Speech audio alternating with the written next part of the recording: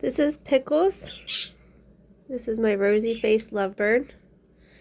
He's been with us since last May, so he's about a year old. I'm still working with him. It's really weird because I can hold him and he doesn't bite me. He doesn't try to get away.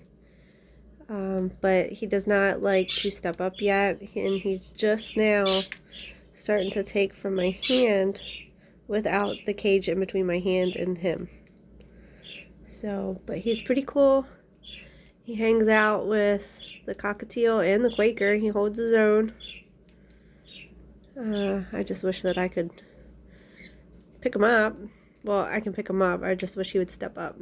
So let's see if I can do it. You want to step up?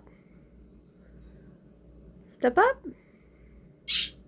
Nope, he backs away. But he's a little bird with a big attitude, that's for sure. And he's an escape artist.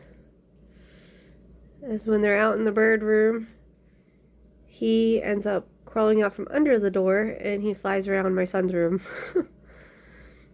But he's loud when he does chirp. So usually when he comes out of the bird room, he starts chirping and I'm like, oh, yep, he's out. But he holds his own. Let's see if the other birds come out with him. Oh, here they are. Oh.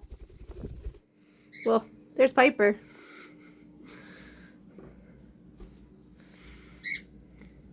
And then Pablo is in the bird room.